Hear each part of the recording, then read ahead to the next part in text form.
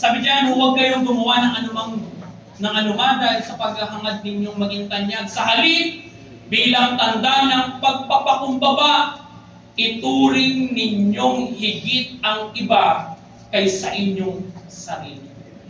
Gusto natin mas i-bless pa ng Panginoon as a workers niya?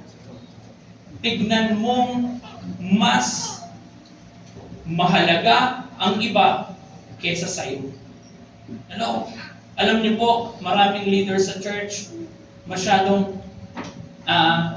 yung demanding, yung kapag papasok sila sa pinto ng church, gusto nila yung mga kabataan nagtatakbuhan para mag-bless sa kanila. Hello? Dapat hindi ganon. Kung gusto natin maging workers ng Panginoon, manatili tayong magpakumbaba sa Panginoon. Kasi the more na nagpapakumbaba tayo sa Panginoon, the more na gumagawa ang Diyos para masiyahan ka. Amen? Sabi naman, verse 4, pag malasakitan ninyo ang kapakanan ng iba at hindi lamang ang sa inyong sarili. Alam niyo po, as a workers ng Panginoon, sabi ron, kung meron mang tingin mo na mahalaga na gagawin mo, sabi ron, iwasan mo yan.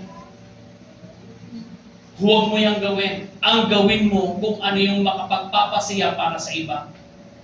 Kasi bakit? Si Lord, hindi niya tinignang hari siya. At sabi ng ilang bahagi ng kasulatan,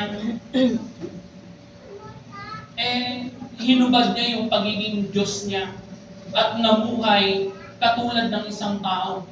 Amen. Amen po ba?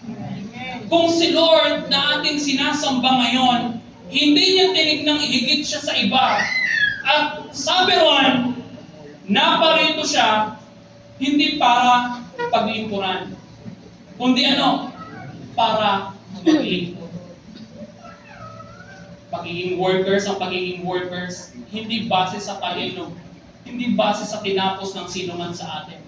Ang pagiging workers ay nakikita sa puso ng bawat isa kung paano ba tayo nagiging mapagpakumbaba sa tuwing pinagpapala tayo ng Panginoon.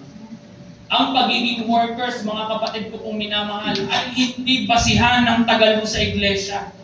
Kasi ang dami kasing tumatagal sa iglesia na wala namang ginagawa. Amen po ba? O, huwag mo nang tignan yung katabi mo kasi may ginagawa naman yan. Maraming matatagal na sa iglesia. Sila pa yung nagiging matampuhin. Hello? Tingnan mo nga yung katabi mo, sabi mo sa kanya, matampuhin ka ba? Matampuhin ka ba, Joy? Ang tunay na workers ng Panginoon, hindi nakikita sa kanya ang pride. Hindi nakikita sa kanya yung pagiging mayabang. Hindi nakikita sa kanya yung pagiging mataas. Ang nakikita sa kanya ay yung pusong mapagpakumbaba. Na kahit anumang level ng buhay mo ngayon, susunod at susunod ka dahil ito yung ipinapagawa ng Panginoon. Amen. Pwede ba natin palakpakan si Lord? Ito po kung magtatapos po kayong encourage. Nagaya ng topic natin kaganina, ang pagiging church workers ay hindi madali. Hindi siya easy. Mahirap siya. Pero gusto ko kayong encourage. Lahat ng tinawag ng Panginoon ay hindi pinahiya ng Panginoon. Agree po ba kayo? Lahat ng mga tumugon sa panawagan ng Panginoon ay hindi hinayaang maghirap ng Panginoon. Amen? Amen po ba? Tingnan niyo po sa Tingnan niyo po sa tinutusan lang siya ng tatay niya. Pag-uwi niya, hari na siya. Hello? Pinagpala ng Panginoon. Si David, nagpapastol lang. Nung pumunta sa kanya si Samuel, naging hari siya. Andyan po ba tayo? Lahat ng tinawag niya, pinagpala niya.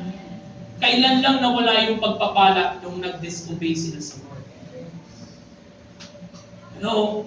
Kaya gusto mo ma-receive yung blessing ng Panginoon, huwag mong hayaang mag-disobey ka sa Panginoon. Gusto ko kayong i-encourage minsan pa. Hindi madaling maging church workers. Pero sa lakas at tulong ng Panginoon, kaya nating maglingkod, kaya nating tumagal sa paglilingkod.